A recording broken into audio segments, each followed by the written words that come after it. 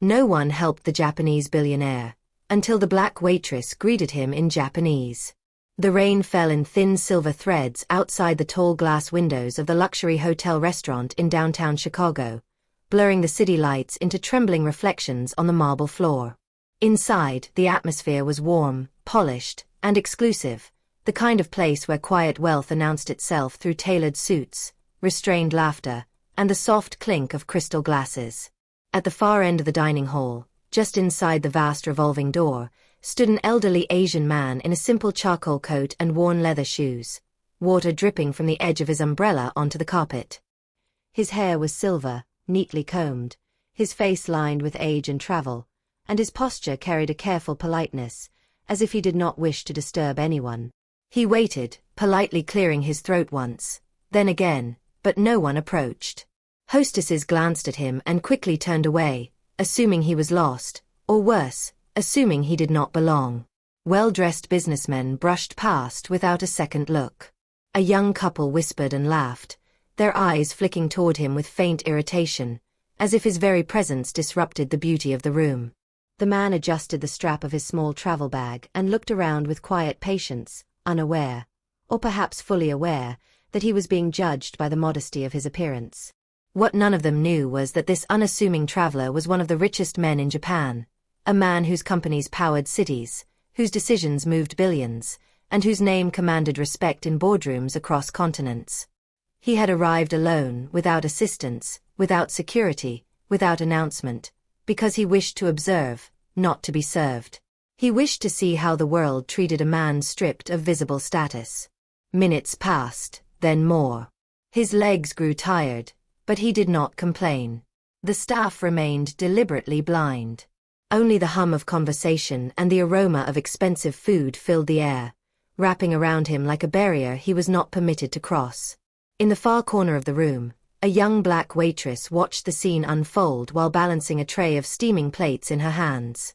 She was tall and graceful, with deep brown skin, thoughtful eyes, and tightly braided hair pulled into a neat bun beneath her uniform cap.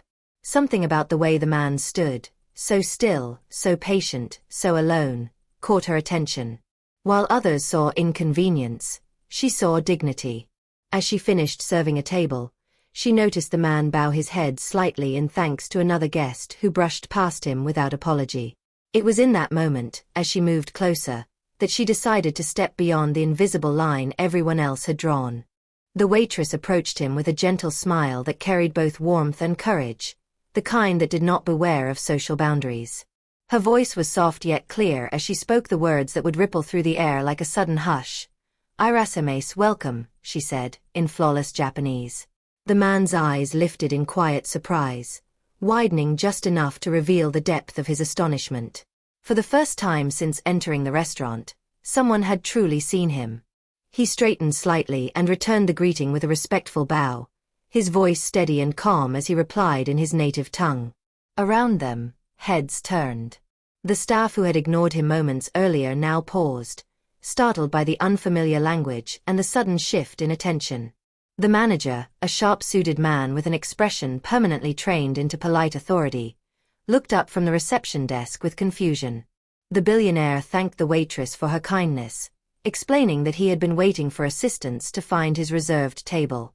She listened attentively, nodding, her eyes unwavering, treating his words with the respect they deserved.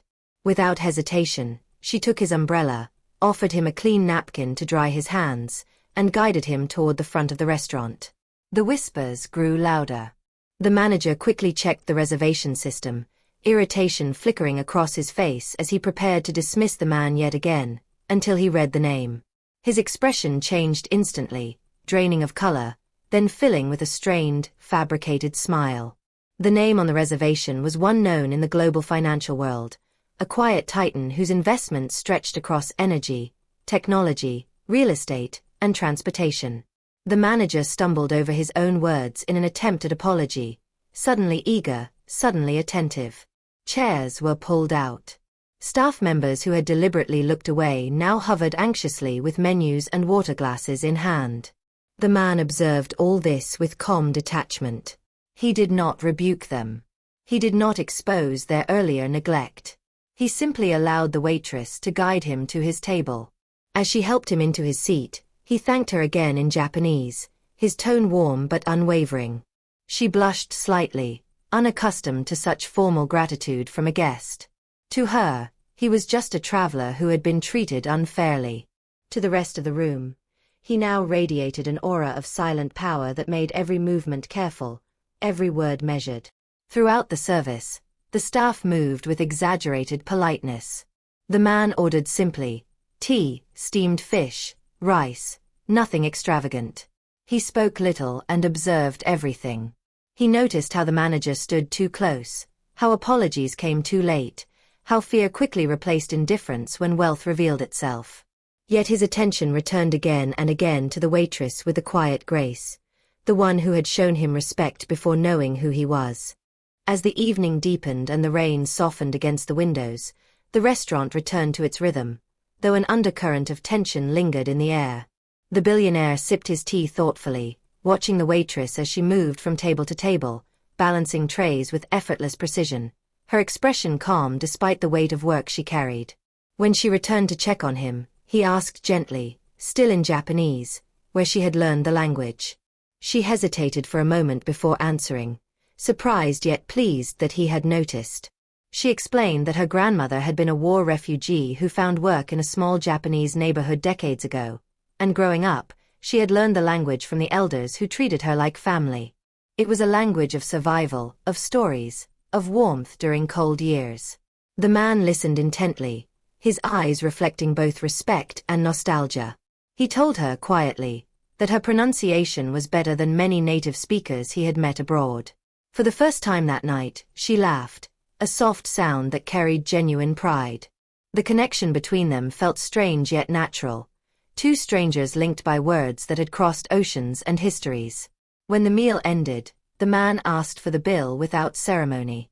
The manager rushed over, insisting that the meal be complimentary, stammering about the honor of hosting such a distinguished guest. The billionaire raised a hand gently, silencing him. He paid in full, tipping generously, but not as an act of arrogance, rather as a reflection of fairness. Before leaving, he requested one thing: to personally thank the waitress who had helped him. The manager quickly summoned her, his earlier authority now replaced with anxious obedience. She approached, unsure of what she had done to deserve such attention. The man stood with effort and bowed deeply to her in front of everyone. Gasps echoed across the room. He thanked her for seeing him as a human being before seeing him as a wealthy one. He said her greeting had restored his faith in the quiet power of kindness. Then, with a calm certainty that held more weight than any loud declaration, he offered her a card, plain white, with only a name and number printed on it. He told her that if she ever wished to work beyond the walls of this restaurant, she was welcome to contact him. The room felt suspended in disbelief. The waitress accepted the card with trembling hands, not fully understanding what it meant, only feeling that something enormous had just brushed past her life. Long after he left, the rain had stopped, and the streets outside shimmered under streetlights like sheets of glass, but the impact of his presence lingered like an invisible echo through the restaurant. The manager retreated to his office in shaken silence.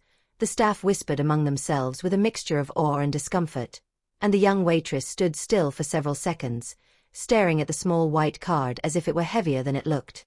That night, she went home with her uniform still faintly scented with tea and rain, her mind restless with questions she had never dared to ask before. Who had he really been? Why had he chosen her? What did that simple act of greeting set into motion? Days passed, then weeks, and life returned to its routine rhythms of early shifts and aching feet, of polite smiles and long hours. Yet the card remained tucked safely inside her wallet like a quiet promise. Eventually, curiosity overcame fear, and she dialed the number with cautious hands. The opportunity that followed changed everything. The billionaire, true to his word, offered her training in one of his international hospitality ventures, a chance to study management, languages, and operations, skills she had never imagined she would access. Years unfolded like pages turning too quickly to hold.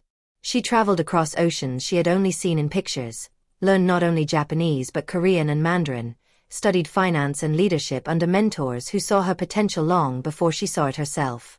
The waitress became a manager, then a regional director, then a leader in her own right, proving again and again that kindness can be a door that opens into discipline, growth, and transformation. And the billionaire, in the quiet years of his later life, often reflected on that rainy evening not as a lesson for her, but for himself, a reminder that true wealth is not measured in numbers or empires, but in the way one human being chooses to recognize another. When the world changed around them, as it always does, their story remained, a living example of how a simple greeting spoken in the right language at the right moment can alter the direction of a life, and how dignity offered without condition can echo across decades. In the end, when people spoke of their bond, they rarely spoke of money at all. They spoke of a night when no one helped a lonely traveler, and how one young woman's courage to see beyond appearances rewrote both their futures.